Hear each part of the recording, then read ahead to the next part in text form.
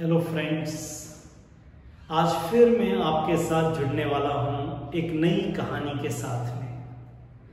कहानियां हमारे जीवन को बदलती हैं, क्योंकि ये कहानियां हमारे चारों तरफ जो लोग हैं उन्हीं में से निकलती है। कहानियां हमको सिखाती हैं, इन्हीं कहानियों में से हम अपने लक्ष्य को ढूंढ सकते हैं, अपने रास्ते को बना सकते हैं और अपनी मंजिल तक पहुंच सकते हैं।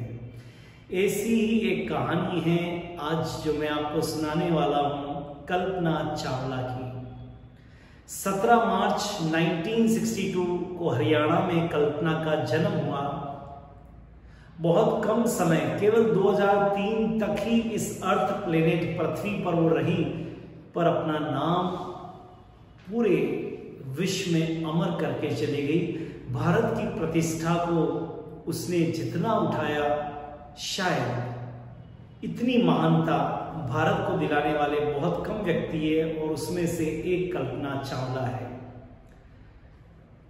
ये हरियाणा में जन्मी कल्पना, पिता का नाम बनारसी दास और माता का नाम सयोजिता। 4 भाई बहनों में सबसे छोटी, लेकिन इरादे सबसे बड़े थे। आसमान को छूने के इरादे थे। किसी ने कहा है ना कि एक पत्थर तो यारो तबीयत से उछालो, कौन कहता है कि आसमान में छेद नहीं हो सकता। एक पत्थर तो यारो तबीयत से उछालो, और वही पत्थर तबीयत से कल्पना ने उछाला और अंतरिक्ष को छू कर आ गई। 1982 में वो अमेरिका में चली गई। 1988 में उसकी पीएचडी हो गई, और 1988 में उसने नासा में काम करना चालू किया, और उसके बाद उसको अमेरिका की नागरिकता मिल गई। बड़ी अजीब सी कहानी है कल्पना की, मेहनत की कहानी है कल्पना की। बिना थके हुए रोज 16 घंटे काम करने की कहानी है कल्पना की। एक लड़की ने जो एक नई दुनिया बना दी अपने नाम से, भारत के नाम से, और अंतरिक्ष पे पहली बार पहुंच के भारत का झंडा वहां पर बुलंद कर दिया। दोस्तों, आज हम जब थोड़ी सी काम करते हैं, पढ़ाई करते हैं, जो सबसे आसान सा काम है, 3-4 घंटे पढ़ाई किया या एक ही काम को कई बार किया, हम कहते हैं हम बोर हो गए, हमको थकान आ गई है। जरा सोचो, कल्पना ने उस अंतरिक्ष के मिशन में जाने के लिए 2 साल तक सतत 16 घंटे काम किया।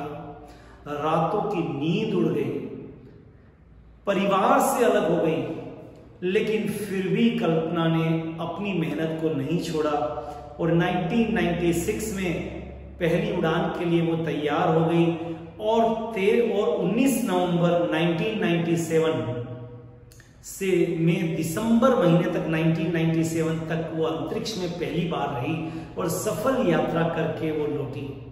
उसके बाद फिर दूसरे मिशन के लिए लग गई, क्योंकि कहते हैं ना, जिनको सफलता पानी होती है, जिनको इतिहास रचना होता है, वो कुछ अलग हटके काम करते हैं। मैं हमेशा कहता हूं, इस जग में जिसने भी कुछ हटकर किया है, जमाना उस पर हंसा है, पर सच तो ये है दोस्तों, इतिहास उसी ने रचा है। और इसी इतिहास को रचने के लिए कल्पना पुनः तैयार हो गई, और 16 जनवरी 2003 को पुनः वो अंतरिक्ष में गई। लेकिन शायद वो अंतरिक्ष के लिए ही बनी थी, और उनका जो यान था जब वायुमंडल में प्रवेश करने वाला ही था, और वो किसी कारण से, जो कल्पना की गलती नहीं थी, टुकड़े टुकड़े होकर बिखर गया, और आसमान की कल्पना करने वाली कल्पना चावला आसमान में ही खो गई।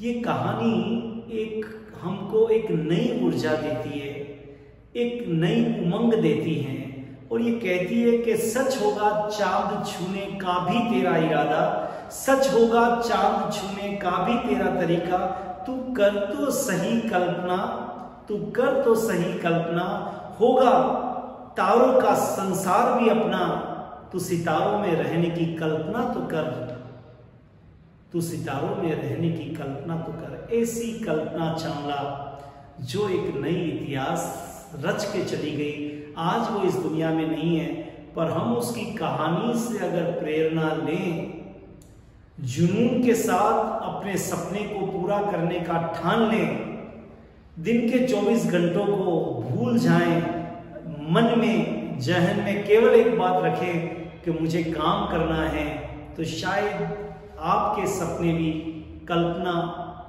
जो भी आपके मन में कल्पना है वो पूरे हो सकते हैं, पूरी हो सकती है। All the best, have a nice time.